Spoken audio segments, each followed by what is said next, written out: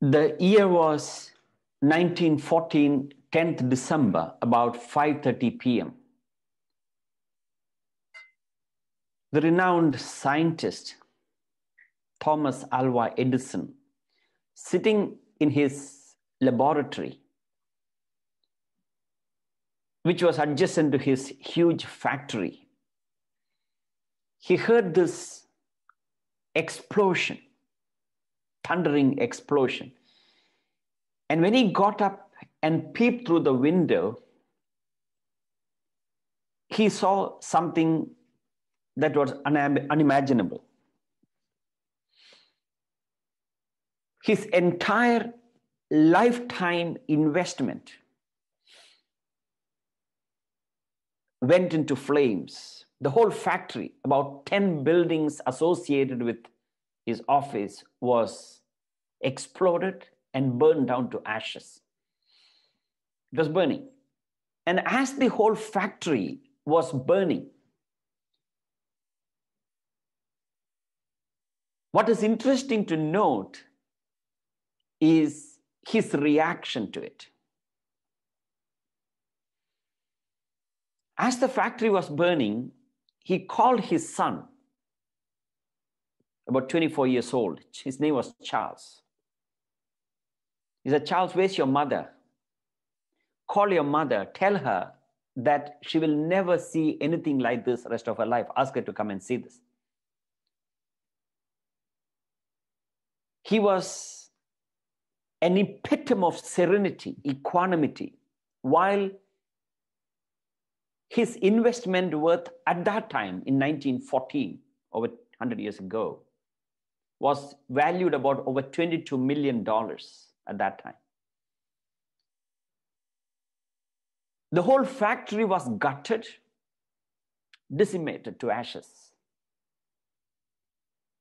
Next day, when the media approached him and asked him, "How do you react to it? What is your response to it?" His response was, "I'm glad it happened. I can restart everything all over again." When he said that, you must note at what age he was. He was not in his 30s or 40s. He was 67-year-old, or 67 years young, should we say. He kept to his word. He restarted this entire enterprise all over again. And today, we have one of the largest corporations in America, which is General Electric. Now, why I'm telling you that story is something very significant. What happened in this country the last 1 week or so, whether it is good or bad for our future, is determined by how we react or respond to it. I repeat, what has happened in the last few days, whether it is good or bad, at the moment we jump into making conclusion, it's terrible, it's bad.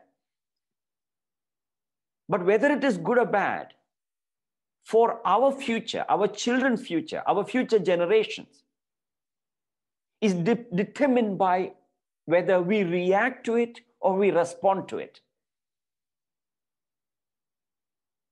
Remember, what happened to you is your destiny. And how we react to it is your free will.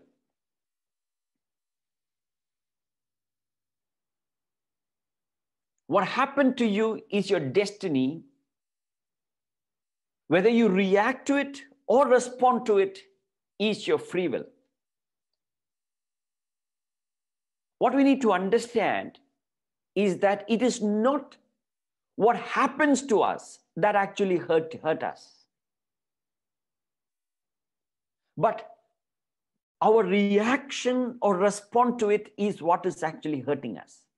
I'm not being philosophical, I'm being realistic. Because when an emotional person listens to what I'm saying, I mean, it's very philosophical. It's okay to say at this stage, but that is the reality. What is actually hurting us is how we react to the situation. You know, we have the greatest power at the moment. That is between what happened and what will happen. I repeat, between what has happened and what will happen. Between these two, we hold the greatest power, the power called free will. That is the freedom to choose. The moment we relinquish the freedom to choose, the ability to respond appropriately, that is when we become a victim to what has happened. Yes, a lot of loss has happened. No doubt we are extremely saddened about it. We cannot do anything about it, what has happened so far. But we can definitely find some sort of meaning, some sort of purpose for this loss. That is up to us. I repeat, what has happened we cannot change, but it is our choice. It is within our control to find a meaning, a purpose to the loss that has caused, the pain that is inflicted to thousands and thousands of people in every sense of the term, whether it is fear, financial loss, physical loss, whatever it is, that is up to us. So the question is, can we make this loss worthwhile for our future generation? Can we make this loss worthwhile for our future generation? That depends upon us, how we respond to it. Our reaction or response, that will determine whether we can transform these difficulties into opportunities for everyone. We have the choice to convert disaster into a blessing. We have the choice to convert adversity to our advantage. That power nobody can take away. The real loss, the real pain, the real suffering is when we relinquish that ability and blame everybody else outside for what has happened. That is the time we will be defeated, not now. Edison, when the entire lifetime investment, every cent that he earned in his 67 years, invested in that, when everything is blew up into a fire, into thin air and ash, he chose to take responsibility of the situation. And of course, because of his support reaction and the way he conducted himself, there were so many people came forward to support him. And he rebuilt General Electric all over again. You got to remember, as I told you, not when he was young, he was very, very old. So the point is, whether do we convert adversity into advantage? That purely up to us. Nobody can take that ability away. The moment you react emotionally and relinquish that ability, that very moment we become a victim to what has happened to this country. We have a choice to either subordinate our feelings to a value, our ability to surrender our emotionality to rationality, and to find a meaning and purpose, that we still have it. The problem today is, rightly so, we can't blame people, is that most people in the country at the moment perhaps will be having a knee-jerk reaction to run away from this country. Hmm? I'm sure you already must have heard people talking about, is it really worth living in this country? Do I have a future in this country? My children, do they have a future in this country? I've already heard many people talking to me. The instant reaction is a knee-jerk emotional reaction to run away. I'm sure many of you must have already thought about it. Yes or no? No? Whether you have a choice to go or not, I don't know. I have a choice. Have you all thought about it, whether it is worth living in this country or not? Now, if you did not think about it, there's something wrong with you. Nothing wrong thinking like that. All right? But do you pursue the thought? Where do you culminate the thought that matters?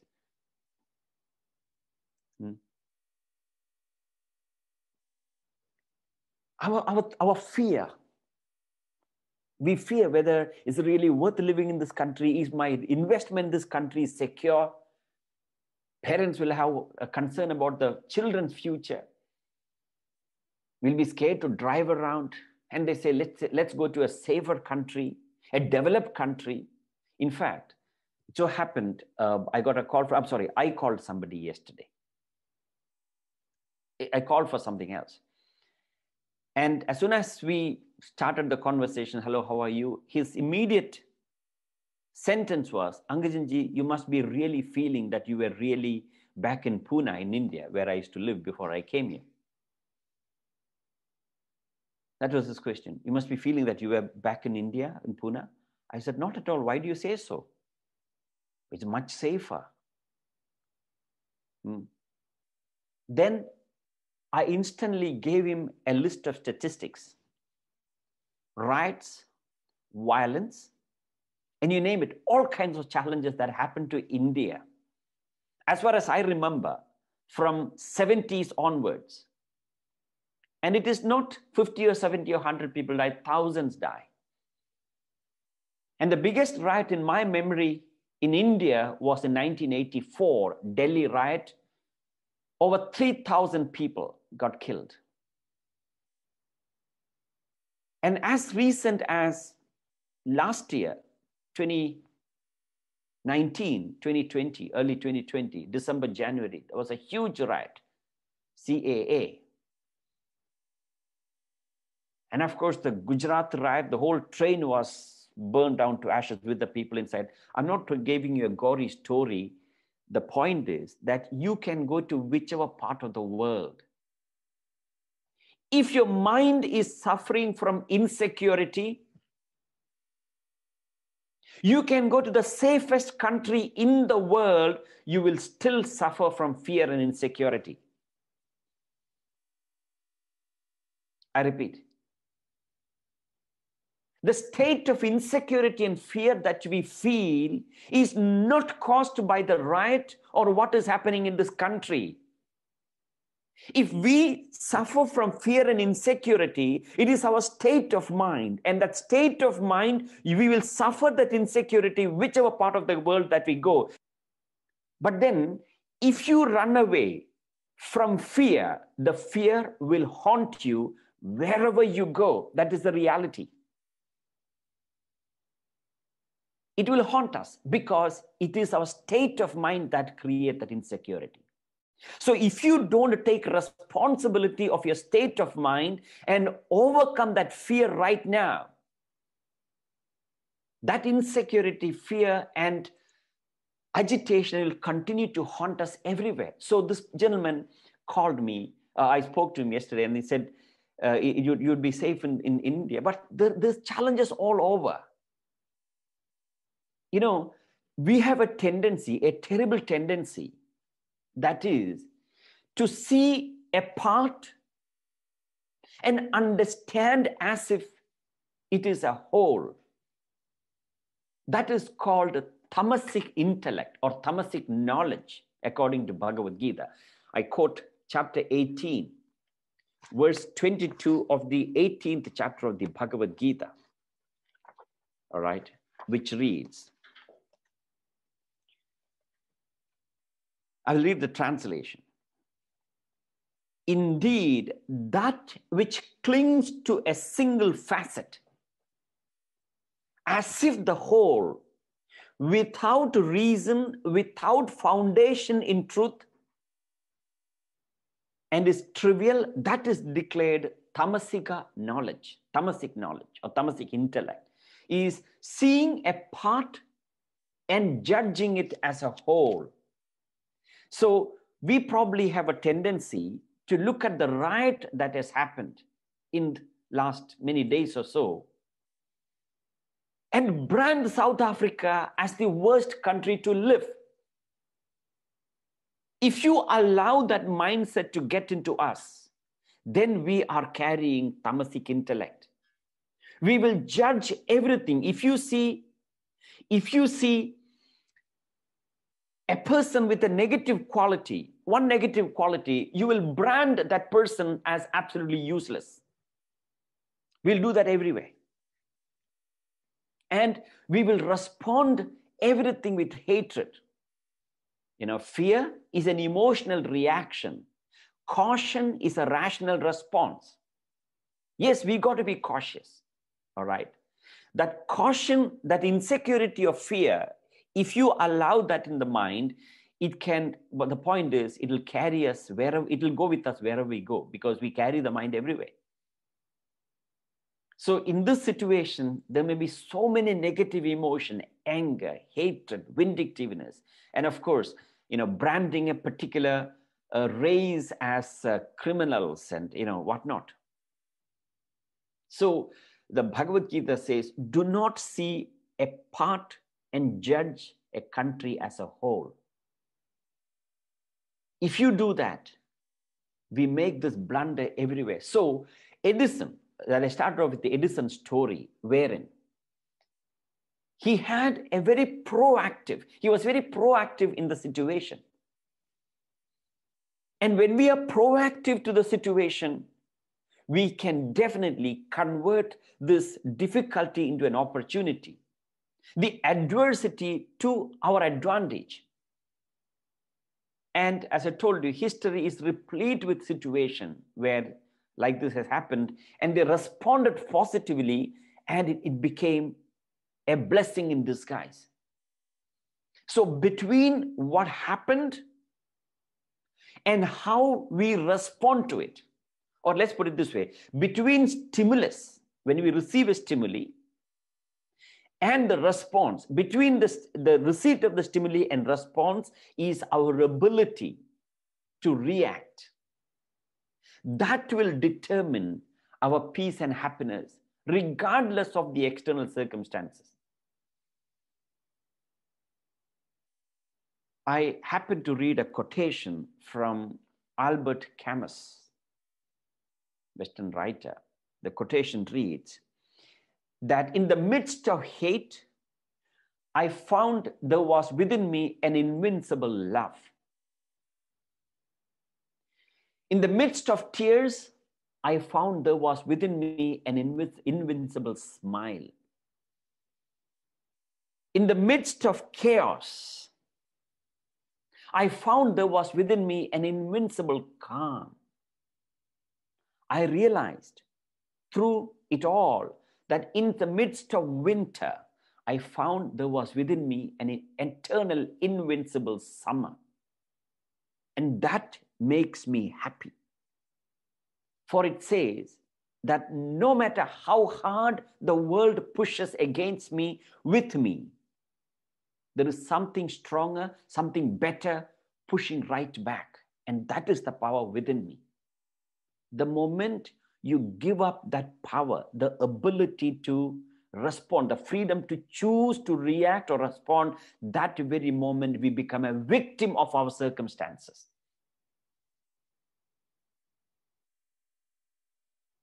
So, do you want to become a victim of the riot that has happened, the looting, or you want to become a victor? That definitely, depends upon how if we are proactive or not. As you know, the word proactive. I remember maybe about 30 years ago, when I heard the word proactive, I quickly looked at the dictionary and I couldn't find that word in the dictionary. Maybe second or third year of my study of Vedanta. It was not in the dictionary at that time. Now, at that time, of course, there was no internet and Google, etc., available to check. It was a later addition. All right. The ability to proact rather than to be reactive. So those people who are proactive, they believe that I am what I am today is because of the choices I made yesterday. They take responsibility.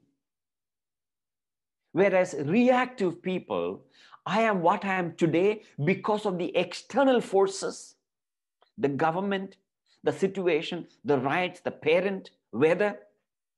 Reactive people attribute their circumstances to the external situation.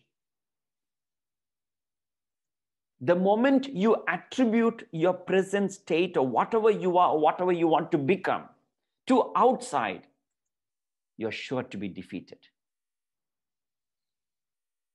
Proactive people believe I am the master of my own destiny and they take responsibility of their life.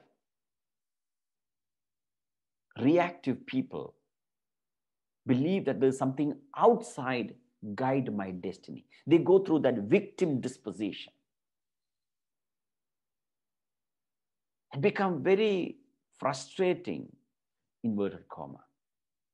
When we hear people emotionally succumb to astrology or astrologers or fortune tellers, it's frustrating or irritating for their benefit. Nothing to do with us, nothing to do with me. Because the principle for you exposed to Vedanta to the extent that you are, I don't think it should be difficult for you to understand that you are the master of your own destiny.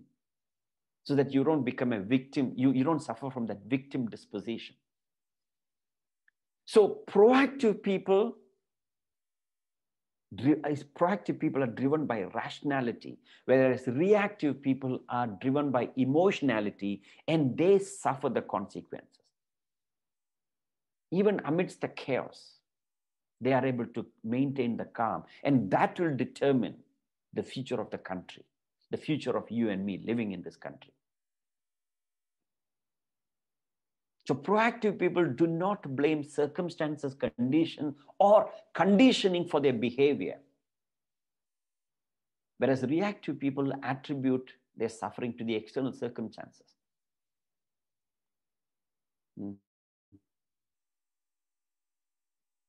Are you with me?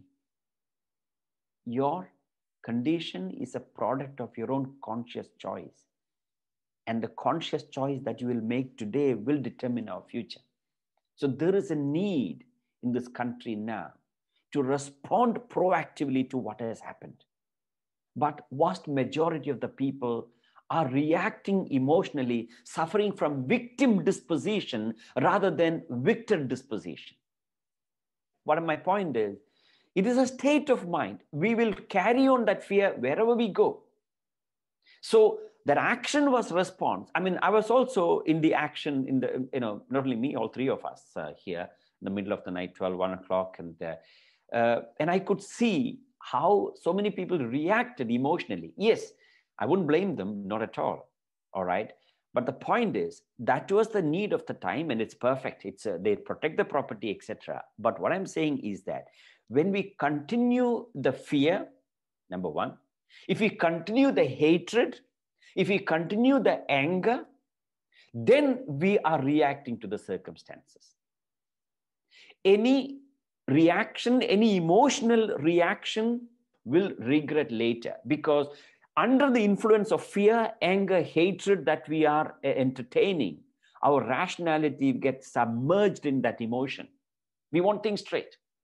And we will suffer the consequences, and that will be the regret. So already people are thinking of running away. That doesn't work. See, proactive people, or let's put it this, reactive people are often affected by the physical environment. They say if the weather is good, they feel good. If the weather is bad, their attitude to their work, action, everything changes. That is a sign of reaction. Reactive people. Whereas proactive people carry their own weather in their heart. They have eternal summer in their soul. One of the English authors said it. So proactive people have a very carefully thought about, selected, rationalized, value-driven action, not knee-jerk reaction. I repeat, proactive people have very carefully thought about, rationalized, value-driven course of action that will have a long-term positive impact to everybody, not running away.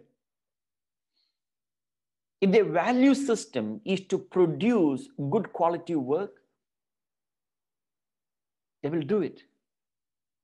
Whether it is regardless of the good weather or bad weather, whether it is looting or not looting, if the environment is within, if the circumstances are well within his control where he do it, he doesn't respond or he doesn't react to fear. Reactive people are always driven by the impulses, knee-jerk reaction. So we have the ability to be the master of our own destiny. See, proactive people also are influenced by the external stimuli, whether it is weather or looting or whatever, but their response to that stimuli is a very conscious, very value-based choice.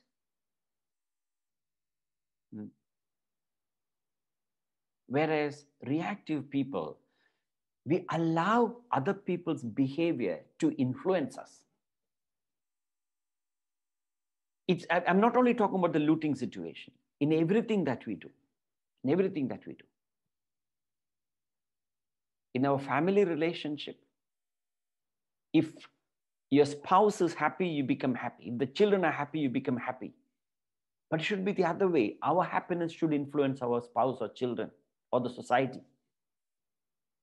Proactive people, as you know, have a very clear and calm mind and a clear intellect.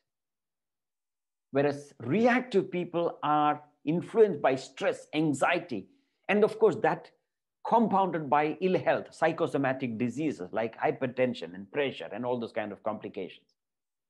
The reactive people do not prepare for eventuality, whereas proactive people are always prepared for eventualities in anything. Reactive people tend to leave everything to the last moment.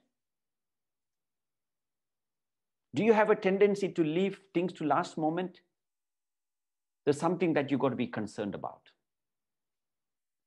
But definitely, our state of mind, we need to be concerned because which means we are not prepared for eventuality, which is applicable to everything in terms of your time, in terms of your finances. Many people, when they have a reactive mindset, they live hand to mouth. They do not think about the future. Reactive people, they spend whatever they can, and whatever is left over, they save. Proactive people save first, and whatever is left over, they enjoy the luxury. That's what happens. Many people who are suffering from financial difficulty, remember, it is not because they don't earn enough for their living. I repeat, many people who suffer from financial difficulty is not because they don't earn enough for their survival, but because they have a reactive mindset of not thinking beyond what they can see. They enjoy whatever they can, and if anything left over, they save. Whereas proactive people, they manage their finances so well. They save first, they pay themselves first from the salary or whatever it is, and then they enjoy, and they find themselves financially secure. Similarly, health. There's somebody that I know him for a long time. And every time I get to meet him, Tell him, do you watch your health? Do you watch your health? Oh, yeah, no, I'm not really concerned. I eat whatever I want. Almost every meeting. Concerned about you. And lo and behold, 2 years ago, he got a heart attack. From the look you can make out. And there's somebody else. I know it's a ticking time bomb. Somebody I know. No, it's reactive. That's it. Don't worry about. See, remember, your health is not you alone. If you are ignoring your health, that is a very selfish approach. Because I don't care, I want to enjoy what I want. You look after your health not only for yourself, for your loved ones, your spouse, your children, your parents, whoever value you. Because if you don't look after your health, they are the one who will suffer. Yes, if we drop dead, no problem, because death is nothing wrong with that. It's a progress, it's an evolution. It's a renewal of life. But the problem is when you are dead while living.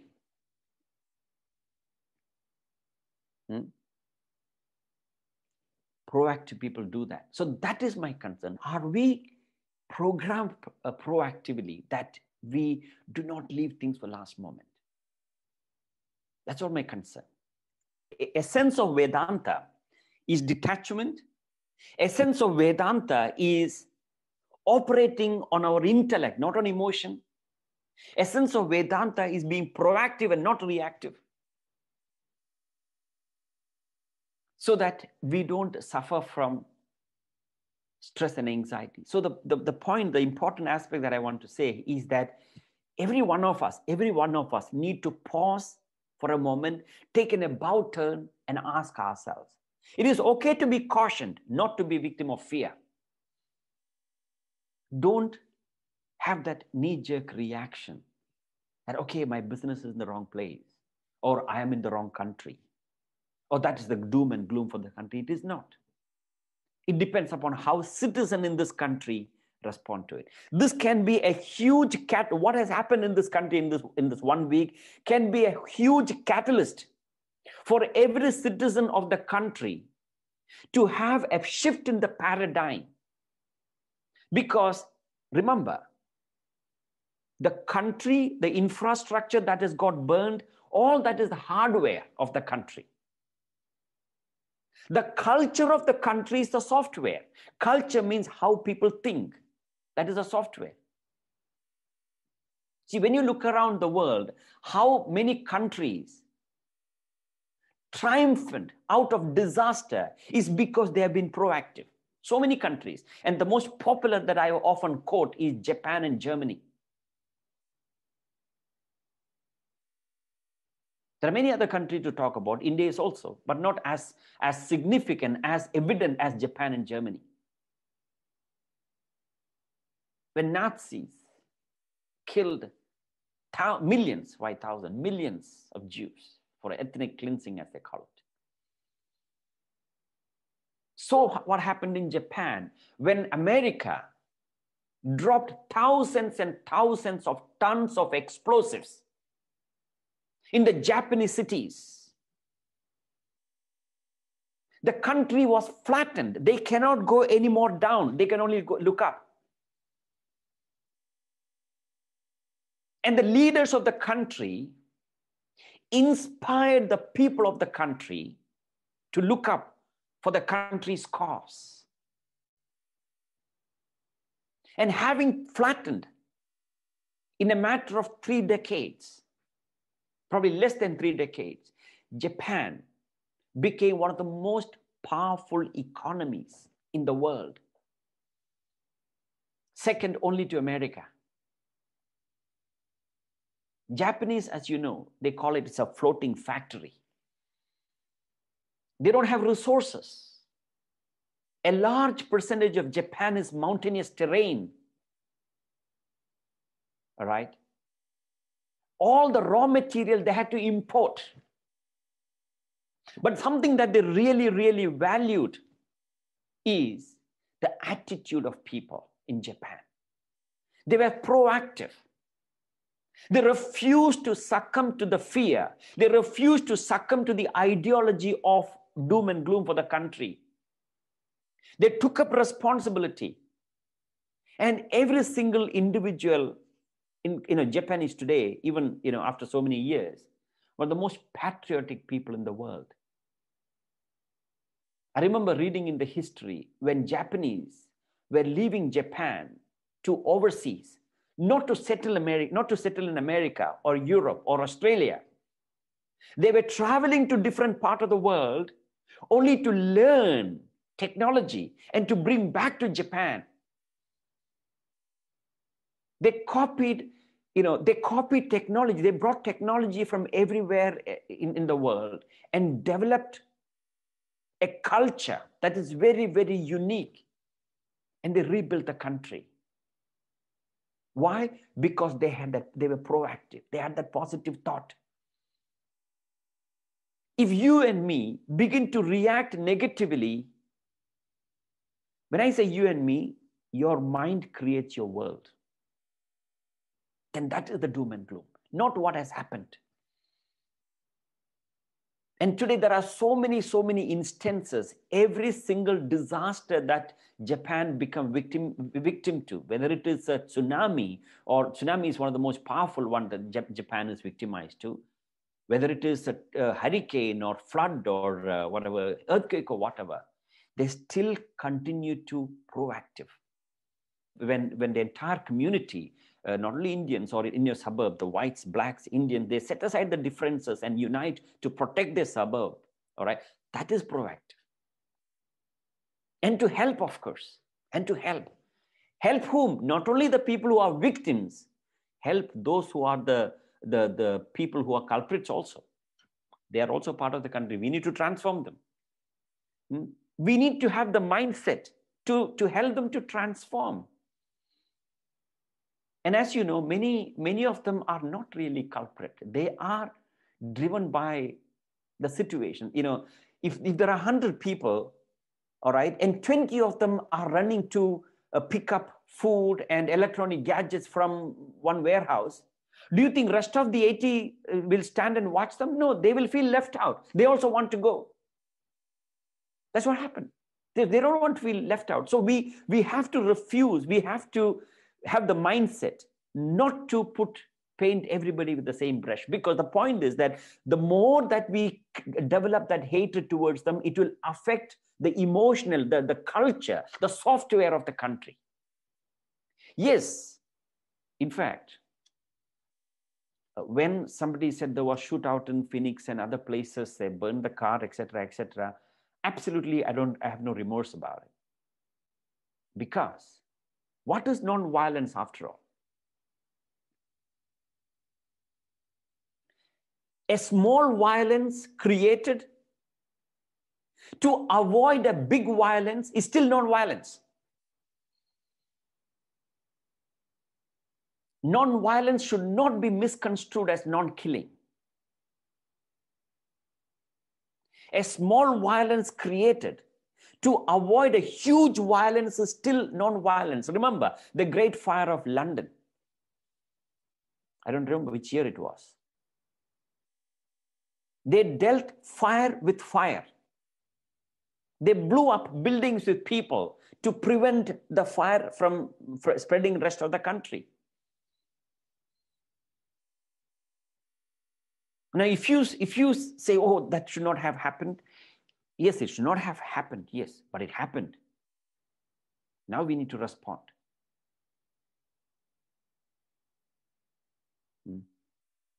So Japan, Germany is another classic example. And today, a small country with something like, I don't know how many 100 million people in Germany, the world trusts Germans and Germany blindly because of their commitment to quality. South Africa has all the resources, but unfortunately, we are not proactive. The point is, this incident, if this incident can bring about a unity, all right, cultural cohesion, racial cohesion, this incident is meaningful. We can find purpose in what has happened. You know, India, one of the reasons for India's growth, although growth has been slow, except last 10 years also been meteoric, all right, because of the unity. Gandhiji could not, the freedom fighters could not find unity. And one of the things that I give credit to Gandhi is that he touched the right chord of, although, you know, he's in a way indirectly responsible for the division of India between India and Pakistan, but that idea of bringing unity among people, you got to give credit to Gandhi. There was a situation, emergency, and everybody united. So this situation, if this can create the whole country to unite, then it is no more a loss. Billions of rand being burnt into ashes, no more a loss. Future, it is a blessing. How we react to it. Revolution, looting, all that comes from bottom to top. Culture always starts from top to bottom.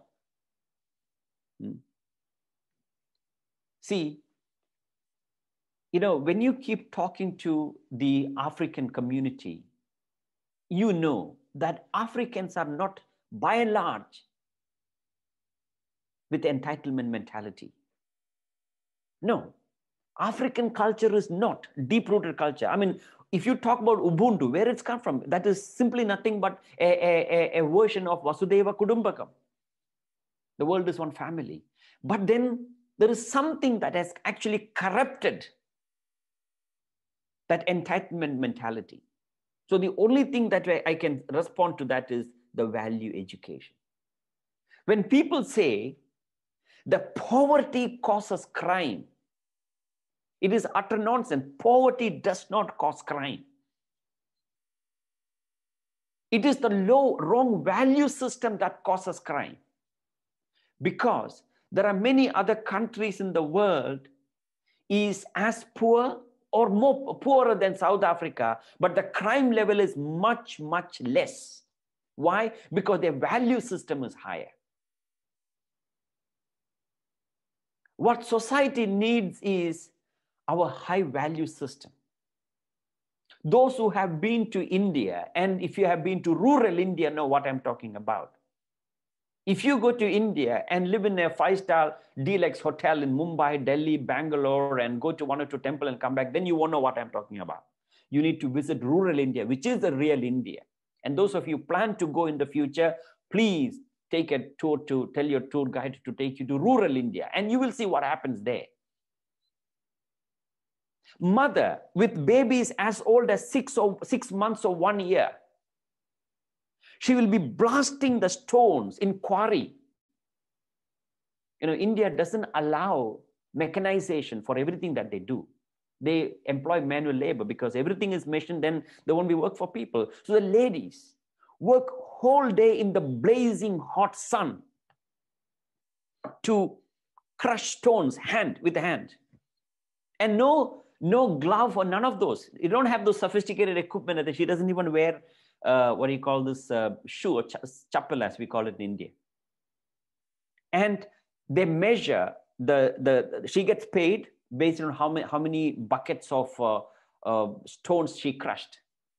Sometimes the kids will be playing around. And what she'll get, if she starts from 7 or 8 o'clock in the morning till 5 o'clock, she might earn 100 rupees, 110 rupees, or 150 rupees. That is like 30 rand. All right.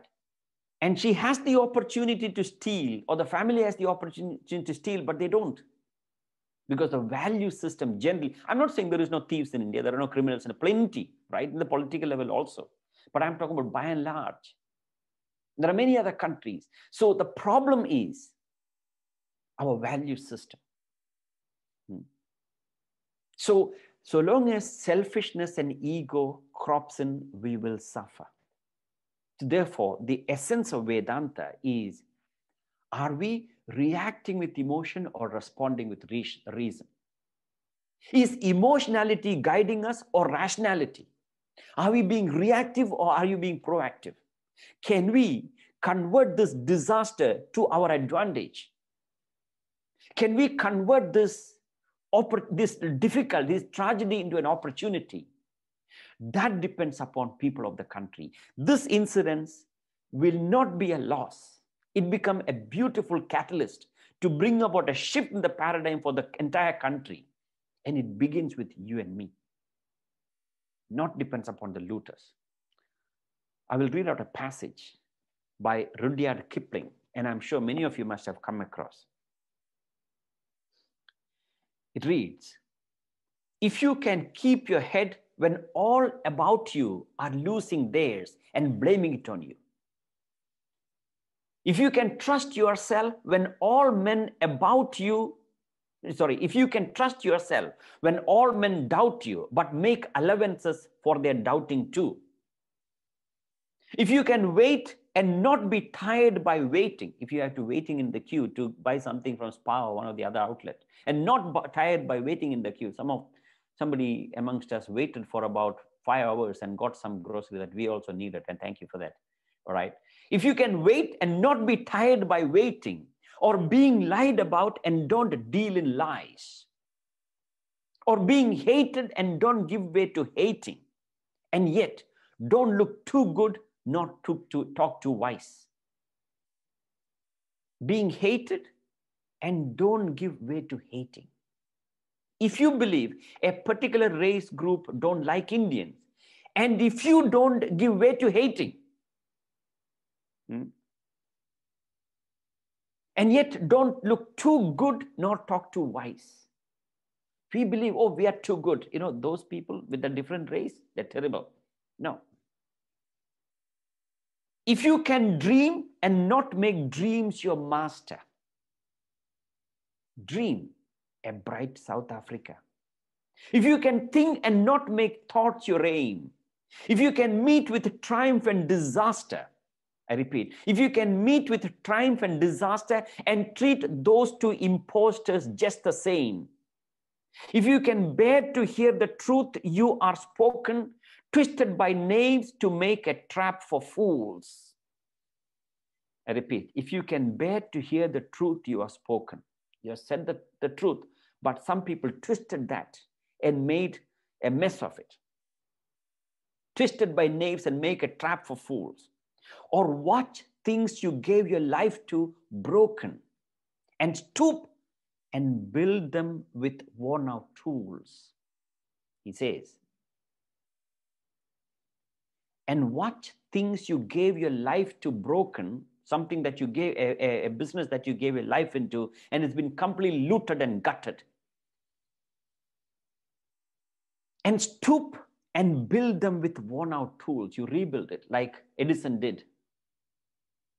If you can force your heart, nerve, and sinew to serve your turn long after they are gone, and so hold on when there is nothing in you except the will which says to them, hold on. Don't run away from this country. If you can force your heart, nerve, and sinew to serve your tone long after they are gone, and so hold on when there is nothing in you except the will which says hold on. If you can walk with crowds and keep your virtue, or walk with kings, not lose the common touch.